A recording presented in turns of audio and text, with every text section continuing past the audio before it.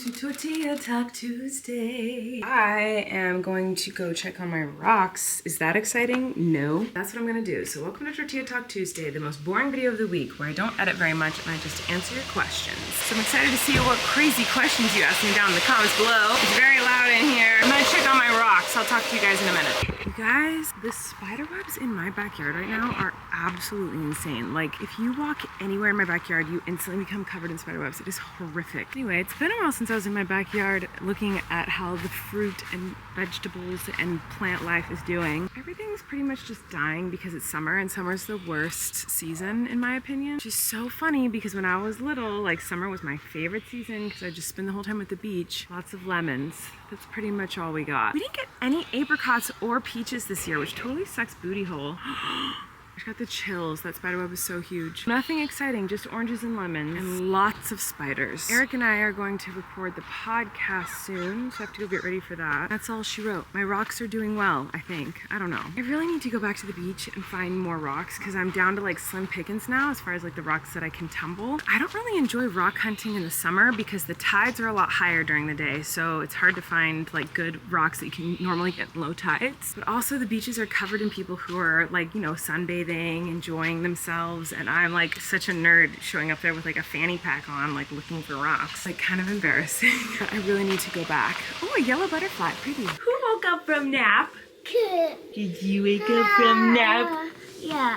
Did you wake up from nap? Yeah. You guys woke up early from nap. Yeah. Yeah. Did you have a good nap? Yeah. Did you have a good nap? Yeah. Did someone poop? It's stinky in here. No. Who pooped? Did I poop? No. Oh my goodness, you guys. Today has been one of those days. Currently in my shower, I'm cleaning up all of the weird crayon things my kids were playing with last night in here. They wanted to take a shower, and so that's what they did. By the way, these are the best ever. I'd seen people talk about them on TikTok, and then my sister was like, no, get one, it's amazing, and I love it. I think I'm always recommending random things that I find on Amazon. I've been trying for weeks to figure out how to make an Amazon storefront thingy because there's been lots of comments asking me to like link all the different things that I get from Amazon and I talk about that I like. I wonder if I'll even be able to figure out how to like make it happen by the time I post this vlog. I probably won't because I've been trying for weeks and I still can't figure it out. But if I do figure it out, there will be a link in the description below to my Amazon storefront. And basically it's just a place where it will have all the links to the different things that I've talked about or things that I like from Amazon. I do make a small commission from that, I think. I don't know how much, I don't think it's a lot, I don't know anything about it. And I'm not telling you guys to go buy things from my Amazon storefront. It's just a place where I can put all of the links in one concise location. So if you don't want me to make a tiny commission, it doesn't charge you guys extra. It's cost the same whether you get it from my links or not. But if you don't want me to get the commission, I don't care. It's not why I'm doing it. It's not important to me. You can just see what items I put on there and then you can just search them yourself on Amazon separate from my links, and then I won't get a commission. However you want to do it, I do not care. I'm not telling you to do it one way or the other. I just have gotten lots of comments over the years asking me to link all the different things that I talk about on Amazon. So I'm gonna try to figure that out, but who knows if I'll actually make that happen. Anyway, I can talk about that more another time if you guys want me to, but look at what I got for Flynn. I bought this for Flynn a while ago and it just came in the mail. It's a cuttlefish and squid blanket with all these different cuttlefish on it. Are you kidding? I'm so excited. Oh my God. I just found a place that has a cuttlefish. If you watched my vlog yesterday, you would have heard me saying that like I'm desperate to find a location that has a cuttlefish that Flynn can see in person. I tried reaching out to a bunch of different places to find a cuttlefish. I haven't had any luck until today. There's a place called the California Academy of Science or something like that, and it's in San Francisco, and apparently they do have cuttlefish. So here's the deal. I'm going to San Francisco with Eric this weekend to see Chapel Roan. We already have our flights, we already have our hotel, and we're only going for literally one day just to go see Chapel, and then we're coming back. But now I'm like, do I try to figure out how to reroute and redo the entire trip just so that I can bring Flynn so that we can go see this cuttlefish? Because we're already going to San Francisco, but if I bring Flynn, obviously I'm gonna have to bring like a babysitter or a family member or someone to be with Flynn while I go see Chapel Roan, because I'm obviously not gonna bring him to the freaking festival. Do I redo my entire trip? But my flights are non-refundable, I think.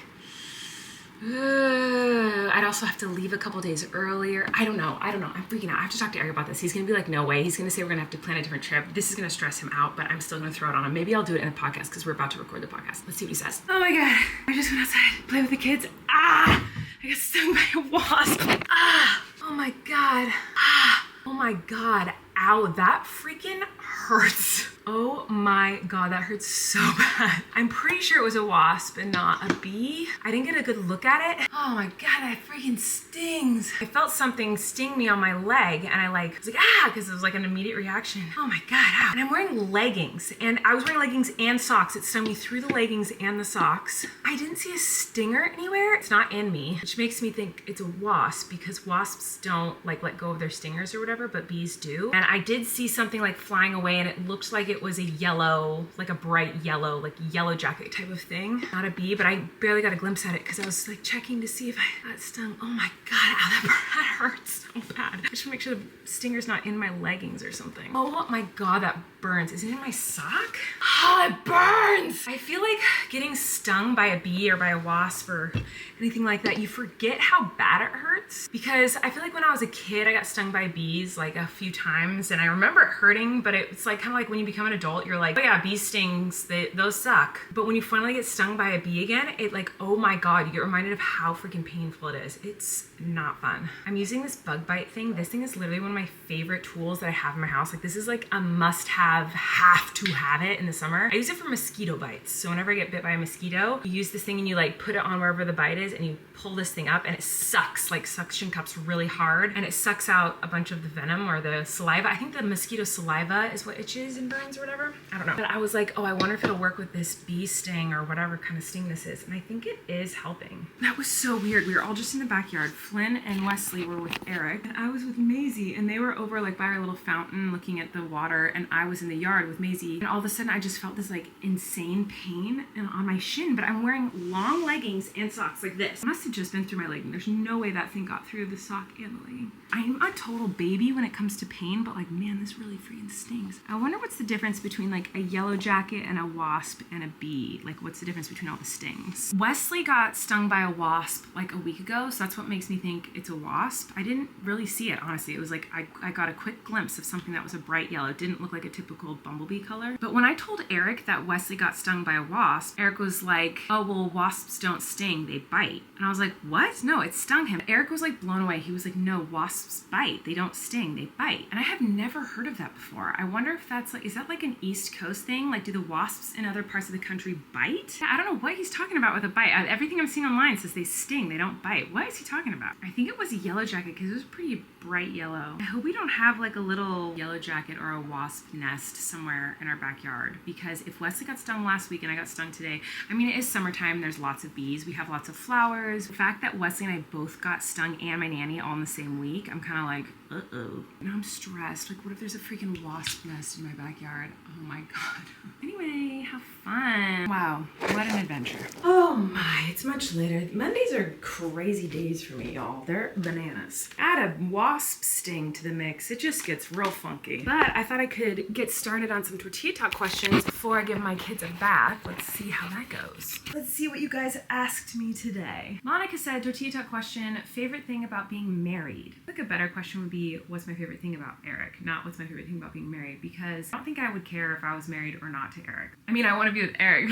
I just mean like, as long as he's with me, the marriage part of it, I wouldn't care about. I was just excited and happy to just be with him forever. So whether that meant we got married or not, I did not care. Like if he asked me to marry him and when we decided to get married and all that stuff, I was just kind of like, sure, like I'd do it today. I'll do it in 20 years. I don't care. Like whenever you want, I'm down. There's so many things that I could say about like why I like being with Eric and being married to Eric. But I think the first thing that pops to my mind is the comfort of being with him. Like just knowing that we are together and he's my person and we're just together forever. And there's no wavering or worry or thought or stress at all about that ever not being the situation. He's always there. He's my person. He's my comfort. And that's like the first word I thought of when I read that question. It was comfort. He's always there. And I don't know. I just love that feeling, that safe feeling. Those are the words I think of when I think about my favorite things about our relationship is comfort and safety. I mean, obviously lots of other words come to mind too, like love, happiness, adventure, like all the family, like there's all these words, but like the first thing that popped to my mind if I have to think of the thing I like the most about being with Eric is comfort. Does that make sense? I feel like that doesn't make any sense, but whatever. Okay, next question. Sharon said,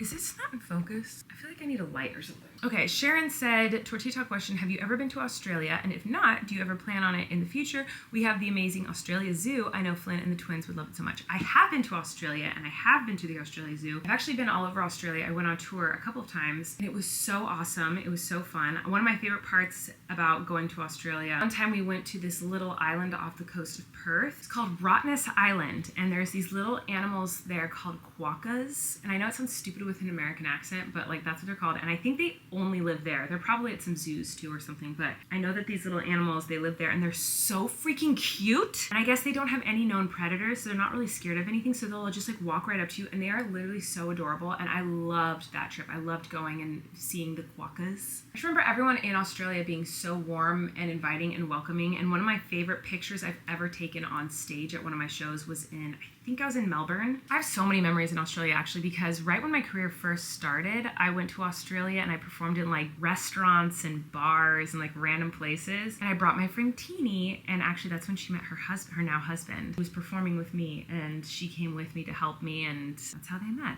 Anyway, so I have a million memories there. And actually, oh my God. Okay, this is so long-winded, but here we go. You guys want some tea? You want story time? Ugh, wrap up your tortilla. We're about to get into it. Okay, it has to be my sister. I think I've probably told this story online before. I've been online so long. I feel like I've told every story I could possibly ever tell. But my sister used to work for me, and she would tour with me. She was my assistant. She was kind of like my everything, my main squeeze. Like we were together 24/7. We traveled together. We did everything together. It was super fun. But Australia, that was her breaking point, and she quit. Everything okay? To be continued. I'll be back. Wesley just came in. He needs mama time. Oh my gosh. Okay, it's much later. Oh, that scared me. There's just some rhinestones falling over on the couch. Anyway, it's much later in the night, and I am so tired. It's 10 p.m. It's been quite a day. Kids have all been a little bit off, so Wesley just needed some mama time. So we had some sweet little mama Wesley time. Yeah, it's almost 10 p.m. and here comes Eric. Thanks, lovey. I don't remember what I was just talking about, but let's get into the tortilla talk. Ah, yes, Australia. So my sister. I'm gonna try to make a really long story short. Wait, there's so many, what are these stains? This couch is filthy. Look at this stain. There's so many stains on it. White couch, never a good idea. Rachel hit her breaking point in Australia because Rachel toured with me for a few years. And when she started working with me, I was mostly doing comedy clubs at the time, and being two young women going to comedy clubs. And I was a YouTuber, which back then it was not a thing to be like a social media influencer. Like, I don't even think influencer was a word at the time. I don't even know that YouTuber was a word really yet. It was not a respected job. Not that I'm saying it is now, I don't know, but like it was certainly not anything that people wanted to know anything about, especially the type of people who worked in comedy clubs. So we were, for the most part, treated kind of like not so great. It was just like disrespectful, not trusting anything that we said, talked down to Rachel constantly, and it wasn't everywhere we went, but it was a lot of places that we went were like that. It was just a very chauvinistic experience. And I didn't think too much of it until I started touring with men, and I saw such a difference. The way that people talked to me and the way that people talked to Rachel versus how people talked to the men that I toured with was just wildly different. If we asked for anything, even if it was already on our rider, if we called ahead and we're like, hey, these are the things we're gonna need for the show, and I'm not talking crazy things, I'm talking like water bottles, lights, and microphones that work, a projector and a screen that works that most venues just already have. Literally like basic things. My show was pretty simple on stage. Like there wasn't a lot there for them to complain about, but like if we asked for literally anything, most of the time we would be called divas or bitches, entitled, or that we'd be told that we were telling them what to do at their job and they know what they're effing doing and don't tell them what to do. When we'd simply be asking for the things that like they'd already agreed to help us with or give us for the shows. Anyway, once I started touring with more guys, like that stopped. Like I just would have a guy go and ask for these things, and then they'd be like, oh yeah, of course, whatever you need, boss, you know. Okay, I need to get back on track. Sorry, I'm talking too much. Rachel, she didn't like that. Started going to kind of bigger venues and things got a little bit better. But when we were in Australia, there was a person who was on tour with us who was just kind of like barking orders at everybody and telling everyone what to do. But Rachel was the one who had traveled with me for years. And so when this person kind of would bark orders at her, she would snap back and be like, what the heck? Like, I know what I'm doing. And they had a good relationship, like they worked fine together, but there was one particular night where, without getting too deep into it, maybe I already have online or maybe I will someday, but she basically was just like, hey, this needs to happen right now. And this person, her, was like, no, it doesn't, it's fine. And she was like, no, this needs to happen right now or something else bad is going to happen. She was essentially trying to avoid a stalker situation and trying to protect herself and me and everyone. And this person just kept responding with like, no, it's fine, you're fine. Well, Rachel ended up being right. Rachel and this person ended up getting in a heated argument, and this person like was trying to talk over Rachel and tell Rachel that she was wrong when she definitely was not wrong. And I'm pretty sure the conversation ended with Rachel going, you're an asshole, to this person. And they were like friends too, so it was like not like she was just saying it to some random person I worked with. Like, he fully deserved that from her. This person was not being cool, and Rachel just said that and then removed herself from the situation. She was too worked up, so she left and she went to her room, and then she texted me, was like, hey, after this tour I'm done, I don't want to tour with you ever again. So when I think about Australia, I think about my best friend Teeny and going there for the first time with her. I was like roughing it and just trying to perform anywhere and everywhere that I could, but then I was desperate to come back home because my grandma abruptly passed away while I was there. I think about all of the incredible people that have supported me over the years who've come to shows when I was in Australia. I think about the quokkas on the island there, and then I think about Rachel quitting and being so mad at this other person. There's so many memories I have in Australia, but that was a very long-winded way of saying I would love to go back someday. Okay, anyway, let's move on. Okay, Mary Loom said, Colleen, please share. She really did say my name in all caps. I feel like you're screaming at me, Mary. But anyway, Colleen, please share if you have any more spooky stories about the new house for Tortilla Talk Tuesday. Also, I've been watching you for 10 years and I've never left a comment. Wild. Oh my gosh, I'm so excited that you finally left a comment and your very first time ever commenting. I'm doing it for Tortilla Talk. That's so exciting. I actually do have a spooky story. So as we all know, we think my house is haunted, yada, yada, yada. And we also know at this point, if you've been watching me long enough, that I have extremely vivid, extremely gruesome, really detailed, realistic feeling dreams. People say, oh, you can't die in your dreams. I can. People say, oh, you can't feel physical pain in your dreams. I can. Well, anyway, last night I had really bad insomnia. I could not fall asleep. It was really frustrating. I was so tired and I never fully fell asleep, but I did hit this like weird kind of in between dreaming and awake state where I was like not fully asleep, but I wasn't awake either. I can't really explain it. It was very strange, but I was consciously aware that I was not fully asleep. I could feel that I was in my bed. I knew that I was trying to fall asleep. At the same time, I was dreaming, if that makes any sense. Anyway, when that happened to me, I had a dream or something, because I was still kind of awake, but I was dreaming, that I met some spirit or ghost or something that was in my house. And I had this thought of like, oh my gosh, all these like bad things keep happening. I wonder if I've been like cursed, like, oh my gosh, here's this like spirit or whatever that lives here. Maybe this simple answer, a solution to this is just to talk to them and be like, hey, do you mind like instead of like terrorizing me and my family, like maybe you could like bring good positive things into my life instead of like negative, because I'm not here to hurt you or harm you. Like I had this thought in my dream, like, oh, I should just ask them to like leave me alone, you know? And so I did. In my dream, I was like, hey, like it's all good. I'm not here to like hurt you or be in your space or upset you. Like, I'm just curious if you could like stop, you know, trying to terrify me and maybe like, you know, maybe use your powers, whatever those be, to like help me out in life a little bit, and like or not, you know, whatever. But needless to say, today was a rough day. So they didn't listen. Next question. Elle said, Tortilla Talk question, coming from the idea that I've always wanted twins, do you think it's easier as far as like getting two done at the same time? Nope. I do not think that. I do not think that it is easier. But I only know my own personal experience, and I wouldn't trade my experience for anything in the entire world. I love my twins, and I love Flynn, and I love our little family. I would not want it any different. However, I don't think it would be easier.